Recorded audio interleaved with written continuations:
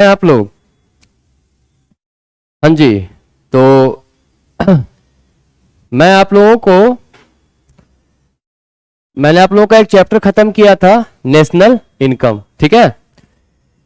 तो आज मैं नेशनल इनकम का आप लोगों के पास एमसीक्यूज लेके आया हुआ हूं, है ना। आप इनके क्वेश्चंस को देखिए और समझिए और कमेंट करके बताइए कि जो क्वेश्चंस आ रहे हैं उनका आंसर्स क्या होगा, ठीक है। चलिए, तो सबसे पहला जो क्वेश्चन है, कहता है कि जैसे जैसे देश का विकास होता है, ठीक है। क्वेश्चन क्या है हमारा? सबसे पहला क्वेश्चन है कि जैसे, हाँ ध्यान रखिएगा, मैं national, very good evening Neha. जैसे मैंने एक चैप्टर आपका खत्म किया है पीजीटी का, पीजीटी इकोनॉमिक्स का, और वो चैप्टर का नाम है नेशनल इनकम। ये मैंने आप लोगों को करवा दिया है पूरा, ठीक है। अगर आप लोगों ने वीडियो देखा है तो बहुत अच्छी बात है, राइट। और अगर नहीं देखे हैं वो वीडियो को, तो यूट्यूब में ही आपको वो सारे वीडियो दिए हुए हैं, जाइए उसको एक बार देख लीजिए, ठीक है। क्लियर? तो आज मैं आप लोगों के बीच आया हुआ हूं, नेशनल इनकम जो आपका चैप्टर है, ठीक है, इससे रिलेटेड जो काफी इंपॉर्टेंट क्वेश्चंस हैं, जो सबसे ज्यादा बार आने के चांसेस होते हैं, ठीक है, उसके बारे में मैं डिस्कस करूंगा, ठीक है। ये सारे क्वेश्चंस काफी ज्यादा इंपॉर्टेंट है आपके एग्जामिनेशन पॉइंट ऑफ व्यू से, तो हर क्वेश्चन को जरूर देखिएगा, ठीक है। और कमेंट करके मुझे आप लोग बताइए इसके आंसर्स, क्वेश्चन के आंसर बताइएगा, है ना। क्वेश्चन है, जैसे जैसे देश का विकास होता है, हम देख सकते हैं कि जब देश का विकास होता है, मतलब इकोनॉमी ग्रो कर रहा है, ठीक है, तो क्या देखने को मिलता है कि राष्ट्रीय आय में प्राथमिक क्षेत्र का सापेक्षिक प्रतिशत योगदान घटता है, या कृषि क्षेत्र का राष्ट्रीय आय में निरपेक्ष भाग बढ़ता है, या फिर द्वितीयक और तृतीयक क्षेत्र का योगदान घटता है। इनमें से कोई नहीं, ठीक है। ध्यान दीजिएगा, कहा जाता है जनरली इकोनॉमिक्स में कॉन्सेप्ट है कि कोई भी डेवलप्ड नेशंस जो है ना, अभी प्रेजेंट टाइम में जो भी डेवलप्ड नेशंस हैं, ठीक है, वो क्या करते हैं, वहां पे देखने को मिलता है कि अगर मैक्सिमम पॉपुलेशन, देश का अधिकांश जनसंख्या अगर एग्रीकल्चर सेक्टर से अर्थात कृषि क्षेत्र से जुड़ा हुआ है, मतलब वो कंट्री अभी भी बैकवर्ड है, वो कंट्री अभी भी डेवलप नहीं किया है, ठीक है। लेकिन जैसे जैसे लोगों का मूवमेंट इंडस्ट्रियल सेक्टर, मतलब मैन्युफैक्चरिंग सेक्टर की ओर बढ़ता है, और जैसे जैसे सर्विस सेक्टर की ओर लोग मूव करने लगते हैं, तो मतलब क्या होता है, देश का विकास तेजी से होता है, ठीक है। अब सीधी सी बात है, अगर लोग ज्यादा से ज्यादा मूव कर रहे हैं इंडस्ट्रियल सेक्टर की ओर, सर्विस सेक्टर की ओर, ठीक है, तो क्या होगा, कृषि क्षेत्र का, कृषि क्षेत्र का जो योगदान होता है वो राष्ट्रीय आय में कम होने लगता है, ठीक है।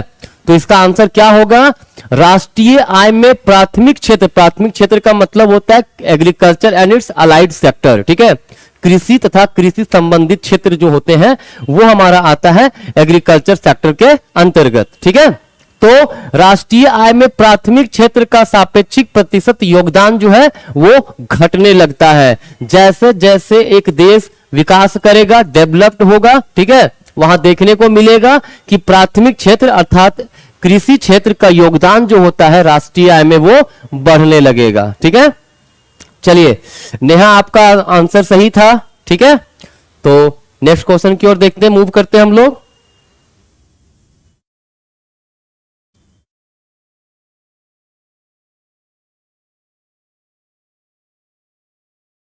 एक मिनट, अरे यार,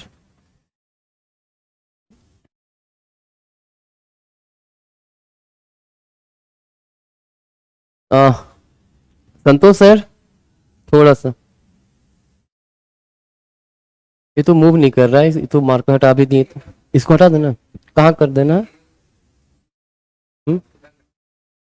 सबसे ज्यादा ये, अच्छा अच्छा, ओहो, ठीक है, थैंक यू। हाँ, तो दूसरा क्वेश्चन हम लोग देखते हैं, थोड़ा सा मैनेज कीजिएगा आप लोग, है ना। एक बार में पूरा क्लीन भी नहीं होता है ये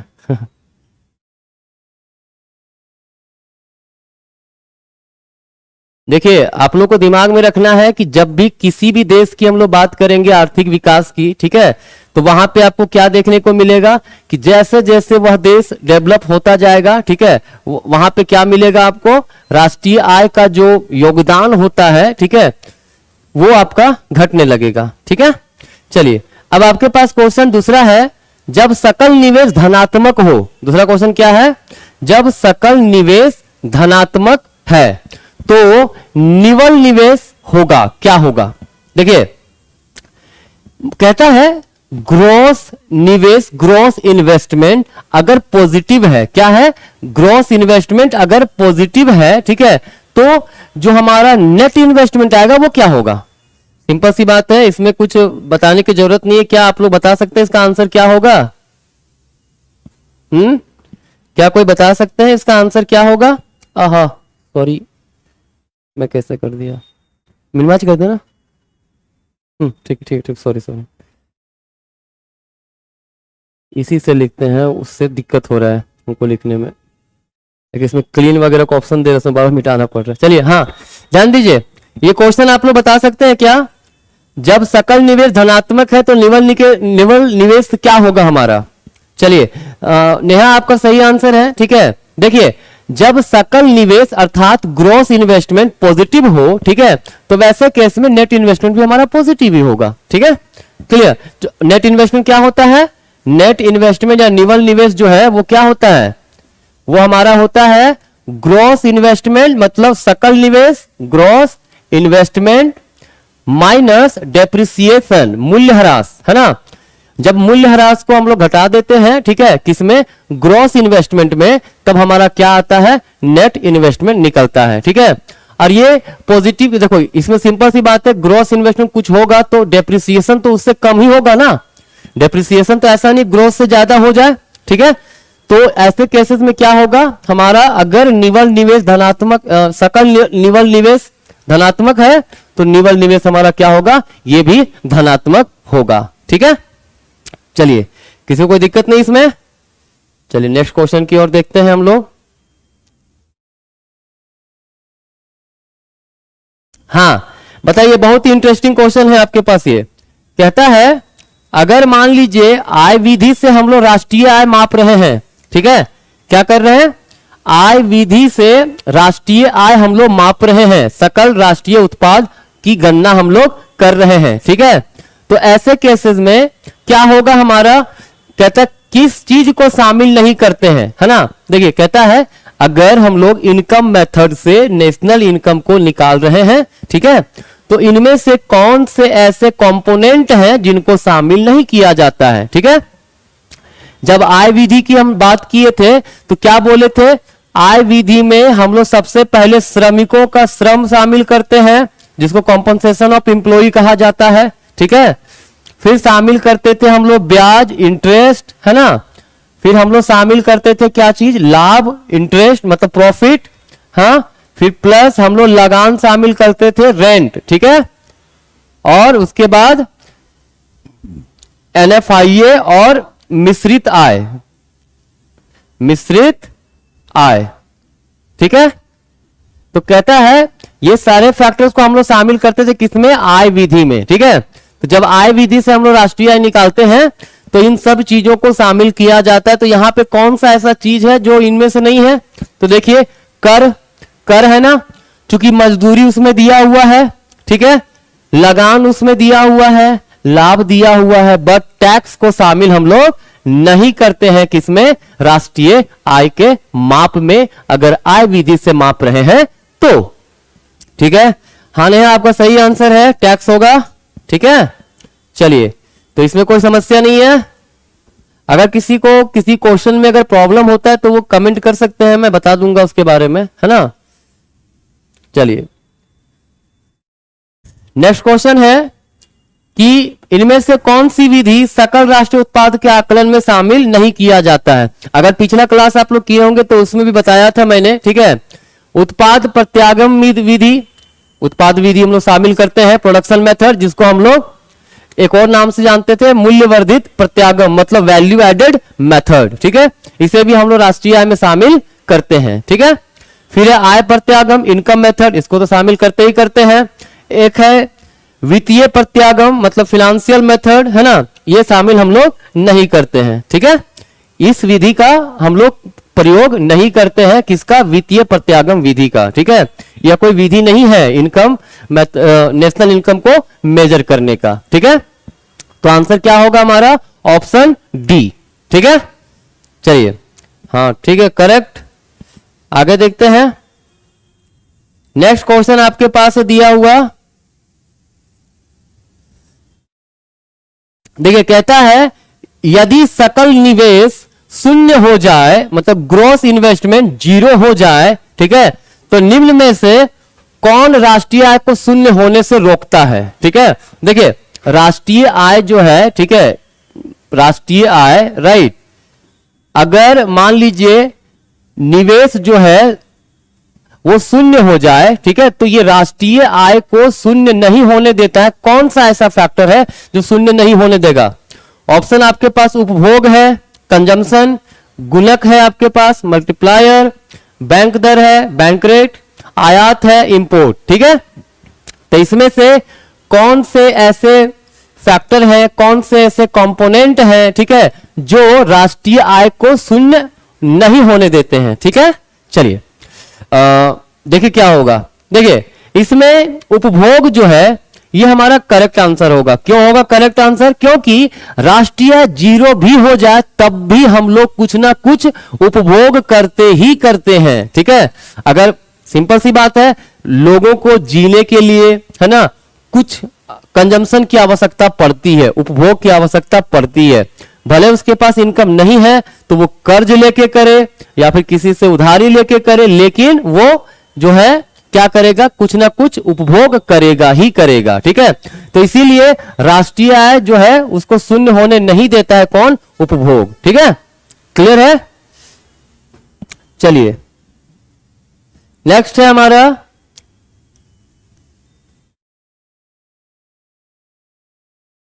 नेक्स्ट क्वेश्चन। देखिए आपके पास यहाँ पे स्लाइड पे है, क्या है? आप कहता है एनडीपी को प्राप्त करने के लिए जीडीपी में किसको घटाया जाता है? ठीक है, क्या है सवाल? नेहा आपका सवाल क्या है? मैं थोड़ा सा बताओगे फिर से? मैं समझ नहीं पाया आपका सवाल को, आपने सिर्फ क्यों लिखा है। चलिए देखिए, तब तक इस क्वेश्चन को देखिए, तो आप अपना क्वेश्चन टाइप कर लीजिए, है ना। कहता है एनडीपी को प्राप्त करने के लिए जीडीपी में से किसको घटाया जाता है? ठीक है, ध्यान दीजिए। कहता है अगर हमें निकालना है एनडीपी, एनडीपी का मतलब होता है नेट डोमेस्टिक प्रोडक्ट। क्या होता है? Net domestic product. ठीक है, तो क्या करेंगे? जीडीपी में हम लोग क्या माइनस करेंगे, क्या घटा देंगे कि हमारा एनडीपी प्राप्त हो जाए। ठीक है, तो देखिए ये नेट निकालना है, ग्रॉस वाला कॉन्सेप्ट है। मैंने पढ़ाया था पहले आप लोगों को, क्या बताया था कि अगर ग्रॉस वाले कॉन्सेप्ट में डेप्रिसिएशन को माइनस कर देंगे, मूल्यह्रास को घटा देंगे, क्या बनेगा? नेट वाला कॉन्सेप्ट बचेगा। ठीक है, तो जीडीपी में क्या माइनस होगा? डेप्रिसिएशन अर्थात मूल्यह्रास। ठीक है, क्या मूल्यह्रास दिया है? जी हाँ दिया है, ऑप्शन नंबर ए। तो आंसर आपका क्या होगा? मूल्यह्रास होगा, डेप्रिसिएशन। ठीक है, चलिए नेक्स्ट है आपका उपभोग प्लस बचत बराबर होता है, किसके बराबर होता है? देखिए ये एक हमारा इक्वेशन है, कहता है कंजम्पशन, उपभोग प्लस सेविंग, इन दोनों को अगर सम कर दिया जाए, जोड़ दिया जाए, ठीक है, तो क्या प्राप्त होगा? तो प्राप्त होता है हमारा इनकम। क्योंकि इनकम जो होता है, इनकम को दो पार्ट में हम लोग बांटते हैं, किसमें? उपभोग अर्थात कंजम्पशन और सेविंग अर्थात बचत। ठीक है, तो जब भी हम लोग बात करेंगे कंजम्पशन प्लस सेविंग, तो क्या होगा? वो इनकम के बराबर होगा। ठीक है, तो ये डायरेक्टली यहां पे राष्ट्रीय ऑप्शन नंबर डी दिया हुआ है, तो वही हमारा आंसर हो जाएगा। ठीक है, काफी सिंपल क्वेश्चन था आपका ये, है ना। उसके बाद आपके पास क्वेश्चन है, कहता है अन्य बातें स्थिर रहे तो निम्नलिखित में किसके द्वारा राष्ट्रीय कल्याण में गिरावट आएगी? मतलब किसके द्वारा नेशनल वेलफेयर जो होता है उसमें कमी आ सकती है, गिर सकता है वो, ठीक है। तो वो क्या क्या फैक्टर है, देखिए पहला नंबर है राष्ट्रीय आय की, क्या है, राष्ट्रीय आय की स्थिर समृद्धि दर, ठीक है। क्या है, राष्ट्रीय आय की स्थिर समृद्धि दर, मतलब अगर राष्ट्रीय आय कंटिन्यू स्टेबिलिटी के साथ अगर बढ़ता रहे, वृद्धि होता रहे, तो क्या वेलफेयर में कमी आएगा, क्या नहीं, कोई कमी नहीं आएगा, ठीक है। ये तो अच्छी बात है ना, अगर देश का कांस्टेंट रेट से स्मूथ ग्रोथ हो रहा है, स्टीडी वे में ग्रोथ कर रहा है, ठीक है, ग्रो कर रहा है, तो वो तो इकोनॉमी के लिए काफी अच्छी बात है, ठीक है। नेक्स्ट है आय के वितरण की विषमता में कमी, अगर इनकम डिस्ट्रीब्यूशन जो है इस प्रकार से हो कि इनइक्वालिटी घटे, इनइक्वालिटी मतलब विषमता घटे, तो ये भी तो अच्छी बात होती है ना। कोई देश अगर डेवलप कर रहा है, ठीक है, तब वहां पे क्या हो रहा है, अगर इनइक्वालिटी में कमी हो रही है, ठीक है, तो बहुत अच्छी बात है देश के लिए, तो यहां पर भी वेलफेयर में कमी नहीं होगा, ठीक है। अब है औद्योगिक प्रदूषण में वृद्धि, हाँ जी, तो अगर औद्योगिक प्रदूषण बढ़ रहा है, ठीक है, अगर बहुत सारे फैक्ट्री स्टैब्लिश किए जा रहे हैं और वो फैक्ट्री जो है काफी हार्मफुल गैसेस जो है उसको प्रोड्यूस कर रहा है, ठीक है, तो वो कहीं ना कहीं लोगों के वेलफेयर में कमी लाएगा, नेशनल वेलफेयर वहां पे क्या हो जाएगा, घट जाएगा। तो इसका आंसर क्या होगा, ऑप्शन नंबर सी होगा, ठीक है। वैसे लास्ट ऑप्शन भी देख लेते हैं, लास्ट ऑप्शन कहा है जनसंख्या की वृद्धि दर में गिरावट, तो ये तो अच्छी बात है भाई, जनसंख्या जितना इंडिया का जिस तरह से बढ़ा पड़ा है, ठीक है, ये बहुत अच्छी बात तो नहीं है ना। अगर जनसंख्या घटेगा तो जितने लोग बचेंगे उन लोगों का वेलफेयर अच्छा हो सकता है, क्योंकि सरकार फिर उन लोगों पे अच्छे तरीके से खर्च कर पाएगी, ठीक है। जनसंख्या अधिक होने के कारण बर्डन भी बढ़ता है इकोनॉमी पे, राइट। तो इसका आंसर क्या होगा, इसका आंसर होगा औद्योगिक प्रदूषण में वृद्धि। जब औद्योगिक प्रदूषण में वृद्धि होगा तो वह कहीं ना कहीं क्या करेगा, नेशनल वेलफेयर, राष्ट्रीय कल्याण में कमी लाएगा, ठीक है। चलिए नेक्स्ट क्वेश्चन है, जैसे जैसे अर्थव्यवस्था विकसित होती है राष्ट्रीय आय में तृतीयक क्षेत्रक का अंश, मैंने अभी शुरुआत में बताया था, शुरुआत में क्वेश्चन था, अब वो क्वेश्चन क्या था, क्वेश्चन ये था कि अगर मान लीजिए देश विकास कर रहा है, देश विकसित हो रहा है, तो क्या होगा, ऐसे समय में सबसे पहला बात तो ये आएगा कि कृषि क्षेत्र का योगदान राष्ट्रीय आय में घटेगा, ठीक है। यहां पे बोला है तृतीय क्षेत्र का अंश क्या होगा, अरे भाई कृषि क्षेत्र का अंश अगर घट रहा है विकास के साथ, तो ऑब्वियस सी बात है द्वितीय क्षेत्रक और तृतीय क्षेत्रक का अंश बढ़ेगा राष्ट्रीय आय में, ठीक है। तो आंसर कहीं है, बढ़ता जाता है, ऑप्शन नंबर सी होगा इसका करेक्ट आंसर, ठीक है। जैसे जैसे देश विकास करेगी, विकसित होगी, राष्ट्रीय आय में क्या होगा, तृतीय क्षेत्र का अंश बढ़ेगा। तृतीय क्षेत्र का मतलब होता है सेवा क्षेत्र, ठीक है, बैंकिंग, इंश्योरेंस, ट्रांसपोर्टेशन, कम्युनिकेशन, ये सारी चीजें किसके अंतर्गत आती है, तृतीय क्षेत्र अथवा टर्शियरी सेक्टर के अंतर्गत, ठीक है। तो इसका आंसर क्या होगा आपका, बढ़ता जाता है, राइट। कोई दिक्कत, हाँ नेहा सही है आपका आंसर। कहता है नेक्स्ट क्वेश्चन है, एक बंद अर्थव्यवस्था के लिए जिसमें विदेशी व्यापार नहीं है, निम्नलिखित में कौन सा एक सही है। देखो यहां ध्यान रखिएगा, दो टर्म आपके आगे बार बार आएंगे, एक आएगा ओपन इकोनॉमी, ओपन इकोनॉमी, और एक आएगा क्लोज्ड इकोनॉमी, ठीक है। ओपन इकोनॉमी का मतलब क्या होता है, जब देश दूसरे देश के साथ व्यापार वगैरह करता है तो वह हमारा क्या होता है, ओपन इकोनॉमी, ठीक है।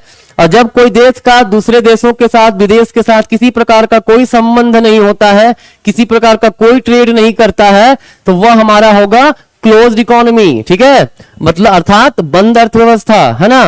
तो कहता है अगर एक बंद अर्थव्यवस्था के लिए जिसमें विदेशी व्यापार नहीं है, मतलब विदेश से किसी प्रकार का कोई व्यापार नहीं है, ना हम गुड्स बेच रहे हैं, ना हम किसी प्रकार का सर्विसेज दे रहे हैं विदेश में, ठीक है, तो वैसे समय में क्या होगा, क्या जीडीपी बराबर जीएनपी होगा, या जीडीपी और जीडीपी ग्रेटर होगा जीएनपी से, या फिर जीडीपी लेस होगा जीएनपी से। तो ध्यान रखिएगा अगर ऐसी कोई भी अवस्था आती है तो क्या होगा, अगर हम जीडीपी की बात करें, जीडीपी और जीएनपी की बात हो रही है ना, हर जगह ऑप्शन में जीडीपी और जीएनपी है, तो वहीं से देखना है।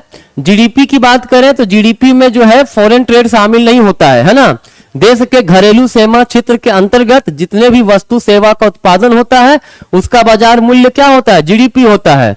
और जीएनपी क्या होता है, जीएनपी होता है देश के घरेलू सीमा क्षेत्र के अंतर्गत जितने भी वस्तु सेवा का उत्पादन हुआ, साथ ही साथ विदेश से प्राप्त शुद्ध साधन आय, उसे भी शामिल किया जाता है ना, किसमें, जीएनपी में। ठीक है, तो ऑब्वियस सी बात है, अगर विदेशी व्यापार कुछ है ही नहीं, मतलब देश के अंदर जो भी वस्तु तथा सेवा का उत्पादन हुआ अर्थात जीडीपी, वही हो जाएगा GNP.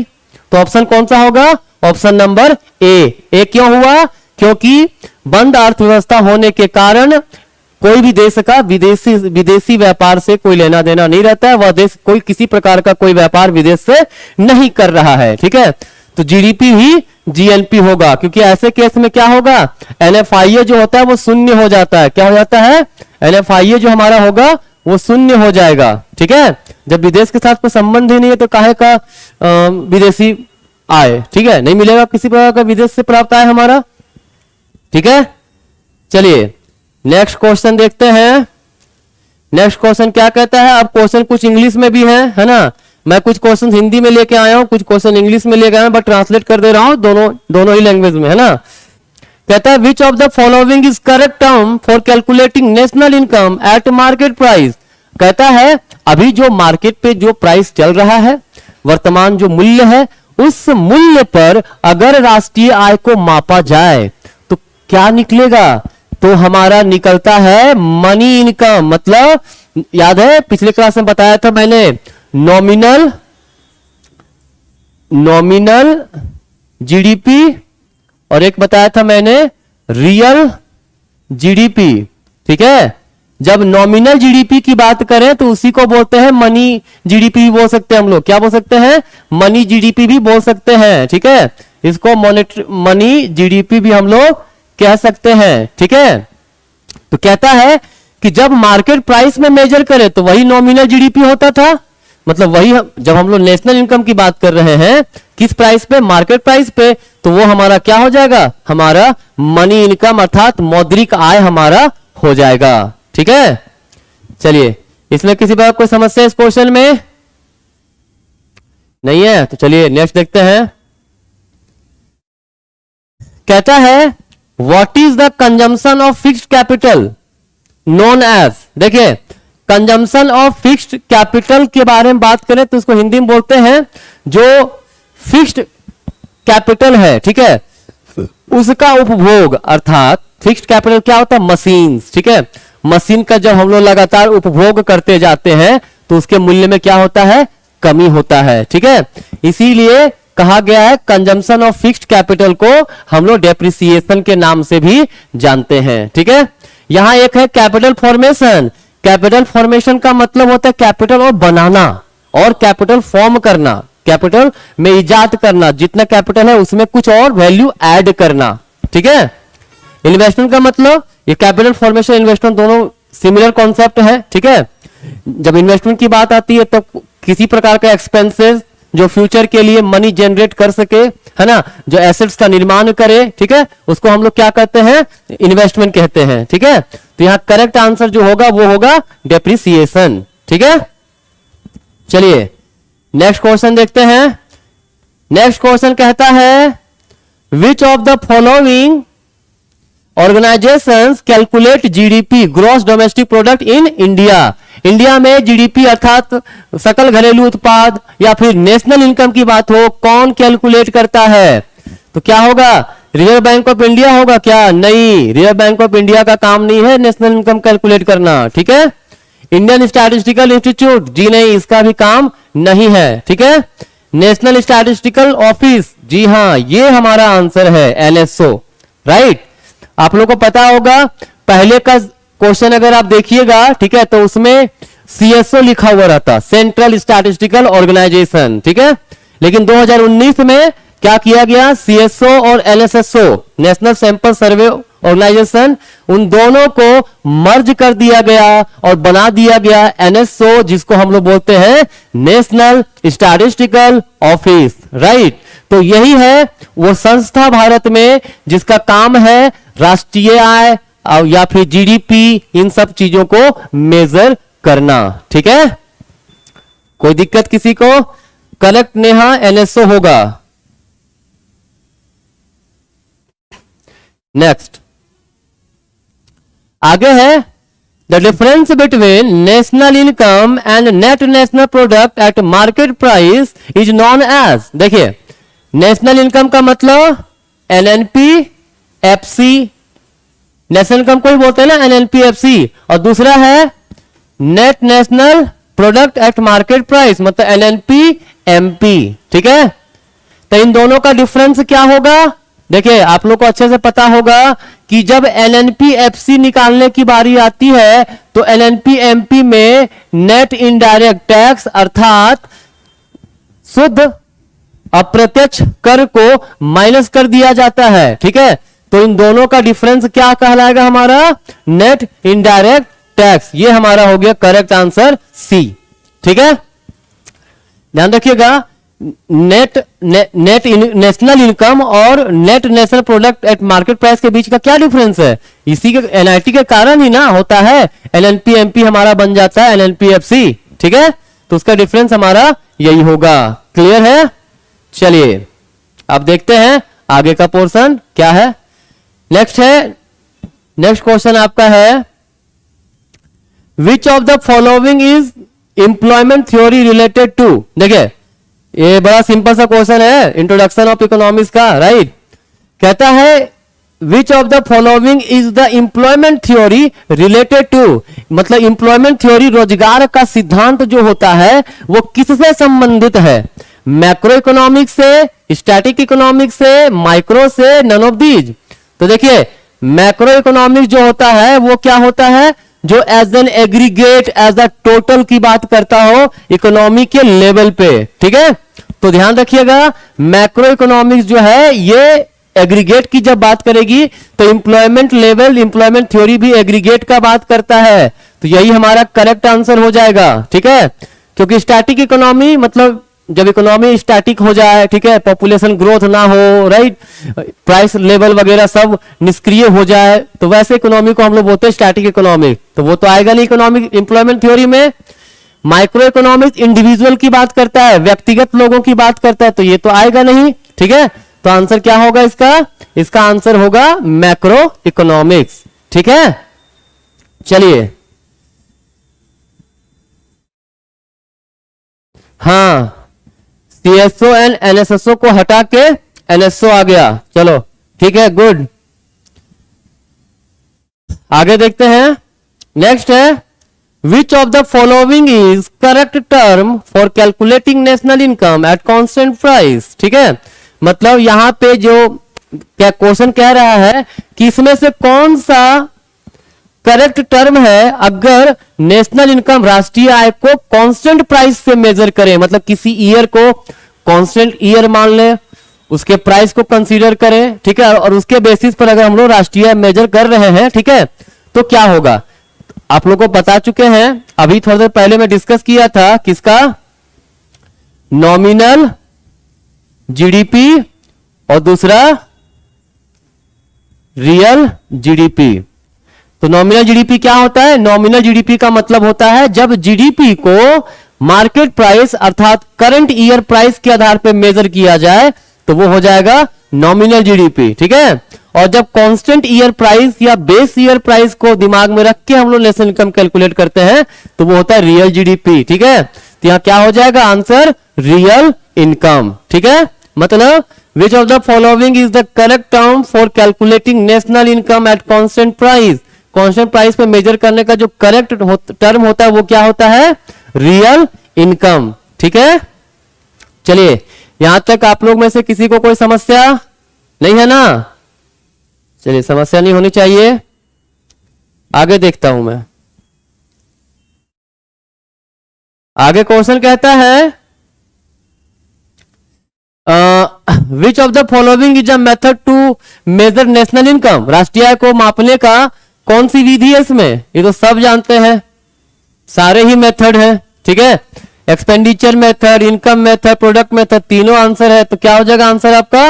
All of the above. ठीक है, राष्ट्रीय आय को मापने की तीन विधियां होती हैं, ठीक है ना?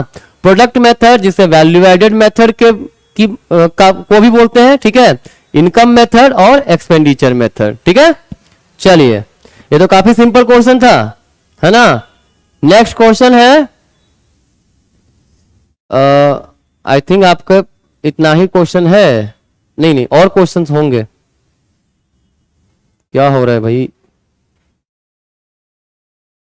हाँ, नेक्स्ट है आपका, विच of the following is the actual definition of transfer payment, ठीक है। देखिए, ट्रांसफर पेमेंट का सही डेफिनेशन क्या है, ध्यान रखिएगा। दो तरह के पेमेंट की बात होती है, क्या क्या, एक होता है ट्रांसफर पेमेंट, क्या होता है, ट्रांसफर पेमेंट, और एक होता है फैक्टर पेमेंट, ठीक है। क्या होता है, ट्रांसफर पेमेंट मतलब हस्तांतरित भुगतान, और एक होता है फैक्टर पेमेंट्स, ठीक है, साधन भुगतान, राइट। तो कहता है जब किसी सर्विस के बदले कोई फैक्टर अगर किसी प्रकार का कोई सर्विस दिया, ठीक है, और उस सर्विस के कारण, उस सेवा के कारण उसे कुछ इनकम दिया गया, तो वो कहलाता है फैक्टर पेमेंट, ठीक है। और जब बिना किसी सर्विस के, ठीक है, इनकम दे दिया जाए तो उसको बोला जाता है ट्रांसफर पेमेंट, ठीक है। तो इसमें ऑप्शन क्या होगा, transfer payment refers to the payment made as compensation of employee, नहीं ये तो नहीं होगा। कॉम्पनसेशन ऑफ एम्प्लॉय का मतलब होता है वेजेज अर्थात मजदूरी, ठीक है। दूसरा ऑप्शन है transfer payment refers to the payment made to workers on the transferring from one job to another, अगर एक जॉब से अनदर जॉब में वो ट्रांसफर कर रहा है, ठीक है, तो वहां पर जो उसको पेमेंट मिलता है वो नहीं नहीं ये भी नहीं होता है। Transfer payment refers to the payment made without exchange of goods and services, बिना किसी वस्तु सेवा के आदान प्रदान किए अगर किसी प्रकार का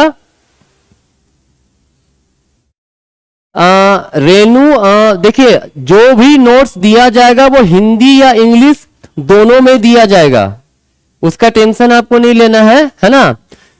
देखिए मैं आज क्वेश्चंस करवा रहा हूं तो क्वेश्चंस में क्या है, कुछ क्वेश्चन हिंदी कुछ क्वेश्चन इंग्लिश दोनों को मिक्स करके ले आया हूं, बट हर क्वेश्चन को मैं हिंदी में भी समझा दे रहा हूं, ठीक है, क्लियर है। नोट्स आपको हिंदी इंग्लिश दोनों में मिलेगा, उसका बिल्कुल टेंशन नहीं लेना है आप लोगों को, ठीक है। हाँ, नेहा आपका सवाल है ट्रांसफर पेमेंट, देखिए ट्रांसफर पेमेंट का मतलब होता है ऐसा पेमेंट जब बिना किसी गुड्स या फिर सर्विसेज का एक्सचेंज, है ना। अच्छा ठीक है, सब हिंदी मीडियम ही है, चलिए गुड, कोई दिक्कत नहीं है, हिंदी मीडियम है तो थोड़ा बहुत हल्का फुल्का इंग्लिश समझ लीजिए, है ना, आप ही लोग को काम आएगा फ्यूचर में, है ना, तो कोई दिक्कत नहीं है, मैं कोशिश करूंगा ज्यादातर चीजें जो है हिंदी में ही बताऊं, ठीक है।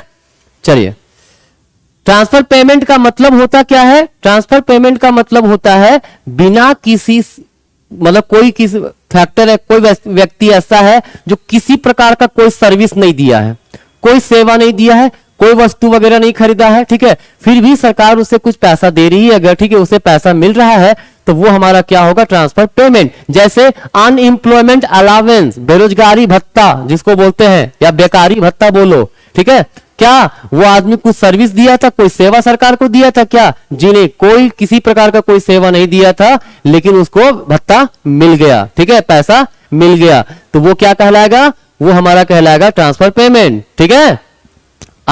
फिर पेंशन हो गया, ओल्ड एज पेंशन, जो ओल्ड एज पेंशन दिया जाता है उसमें भी क्या होता है कि किसी प्रकार का कोई सेवा नहीं दिया गया, ठीक है, बस सरकार एक वेलफेयर के लिए, लोगों का कल्याण करने के लिए, है ना, बुढ़ापे में समस्या ना आवे उसलिए उसे क्या किया जाता है, पेंशन के फॉर्म में उसे पैसा दिया जाता है, ठीक है। तो मुझे लगता है कि ये क्वेश्चन अब तो आप लोगों को क्लियर हो गया होगा, ठीक है। चलिए नेक्स्ट है आपके पास, which of the following is true for inflation. अच्छा एक अलग क्वेश्चन आ गया इसमें, आपका ये टॉपिक से रिलेटेड नहीं है लेकिन बता दे रहा हूं। इन्फ्लेशन का मतलब होता है continuous rise in the general price level, ठीक है, लगातार अगर सामान्य कीमत स्तर में वृद्धि होती जाए, ठीक है, तो उसे हम लोग क्या बोलते हैं, इन्फ्लेशन अर्थात मुद्रास्फीति, ठीक है। तो मुद्रास्फीति में क्या होता है, the value of money increases during inflation, ना मनी वैल्यू बढ़ता नहीं है, मतलब इन्फ्लेशन मुद्रास्फीति के समय में, है ना, मुद्रा का जो वैल्यू है वो बढ़ता नहीं है। कैसे नहीं बढ़ता है? देखिए, पुराने जमाने में अगर पहले की बात करें, हम लोग 1 रुपया अगर देते थे, ठीक है, 1 रुपया देते थे तो हमें 1 केजी चावल मिल जाता था। ठीक है, कितना मिल जाता था? 1 केजी चावल मिल जाता था। ठीक है, अभी हम मार्केट जाते हैं और वही चावल खरीदने के पूछते हैं तो बताता है कि उसका रेट कितना है? 50 रुपया है। ठीक है, वही 1 केजी चावल के लिए। ठीक, तो अब बताइए, ये इन्फ्लेशन है। ठीक है, ये प्राइस लेवल बढ़ रहा है ना, तो इन्फ्लेशन के रूप में हम लोग सिर्फ एक एग्जांपल लिए हैं। ठीक है, तो बताइए, प्राइस तो बढ़ गया, इन्फ्लेशन नहीं होता है जनरल प्राइस लेवल बढ़ जाना। ठीक है, तो प्राइस तो बढ़ गया, तो क्या वैल्यू बढ़ा है मनी का? नहीं, वैल्यू तो घट गया।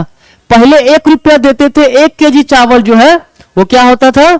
बढ़ जाता था। ठीक है, 1 केजी चावल क्या होता था? 1 केजी चावल जो हम लोग लेते थे 1 रुपया में, तो काफी एनफ था। अब भी अगर हम 1 रुपया देंगे तो शायद हमको वो चावल छूने भी नहीं देगा। ठीक है, तो क्या हुआ? वैल्यू घट चुका, अब उस 1 रुपये का कोई वैल्यू नहीं बच गया उसके पास। ठीक है, इसीलिए वो चावल आपको 1 रुपये में नहीं देगा। अब कितना पे करना पड़ेगा? 50 रुपये पे करना पड़ेगा। ठीक है, तो ऐसे केस में क्या होता है? The value of money decreases during inflation, मतलब मुद्रा का जो मूल्य है वो घट जाता है। कब? अगर मुद्रास्फीति रहे तब। ठीक है, नेहा आपका जवाब है लिक्विडिटी बढ़ जाता है। नहीं बच्चे, लिक्विडिटी बढ़ नहीं जाता है। ठीक है, क्लियर? लिक्विडिटी पहले से बढ़ा हुआ है तभी इन्फ्लेशन आया है, याद रखिएगा। अगर इकोनॉमी में मनी लिक्विडिटी अगर बढ़ चुका है, ज्यादा हो गया है, लोग ज्यादा डिमांड कर रहे हैं, तो वो किस सिचुएशन ही इन्फ्लेशन ले आता है। क्वेश्चन है, अगर इन्फ्लेशन आ गया तब उसके लिए कौन सा स्टेटमेंट ट्रू होगा वो। ठीक है, चलिए नेक्स्ट क्वेश्चन देखते हैं। हाँ, नेक्स्ट क्वेश्चन आपके पास है कि which of the following item are not included while measuring gross national product. ठीक है, मतलब नेशनल इनकम जो है, ठीक है, उसको जब मेजर करते हैं तो कौन सा तत्व शामिल नहीं किया जाता है? इलीगल एक्टिविटी नहीं, प्योरली फाइनेंशियल ट्रांजैक्शन ये भी नहीं। ठीक है, ट्रांसफरिंग ऑफ यूज्ड गुड्स, मतलब जो सेकेंड हैंड गुड्स है, क्या उसको भी शामिल करते हैं? क्या नहीं। तो सारे के सारे एक भी शामिल इसमें नहीं होते हैं, तो आंसर आपका होगा ऑल ऑफ दी अबव। ठीक है, क्लियर है? ये सब चीजें शामिल लेके आता जब नेशनल इनकम पढ़ा रहे थे उसी समय हम बताए थे। ठीक है, हाँ ठीक बोले ने आप। चलिए अब कहता है which of the following organisations calculate gross domestic product in India. अच्छा, ये क्वेश्चन दोबारा आ गया है ना? नेशनल स्टैटिस्टिकल ऑफिस होगा, एनएसओ। ठीक है, इसके बारे में अभी डिस्कस कर चुका हूं, है ना? चलिए नेक्स्ट देखते हैं, लास्ट क्वेश्चन है ये आपका। ठीक है, आज का, तो इसको देखते हैं क्या है। कहता है the difference between national income and net national product at market price. अच्छा, ये क्वेश्चन भी आपका हुआ है, 2 क्वेश्चन रिपीट कर गया है आज। ठीक है, इसका आंसर वैसे सी था, मैं इसके बारे में डिस्कस पहले कर चुका हूं। ठीक है, तो ध्यान दीजिएगा, राष्ट्रीय आय का पूरा कॉन्सेप्ट मैंने बता दिया। आज 20-22 क्वेश्चन बताया हूं मैं। पिछले क्लास में भी मैंने आई थिंक 10-12 क्वेश्चन करवाया था। ठीक है, तो इतने क्वेश्चंस को कर लीजिएगा, वीडियो को बार बार देख लीजिएगा, तो मुझे लगता है नेशनल इनकम से रिलेटेड किसी प्रकार का किसी को डाउट नहीं होगा।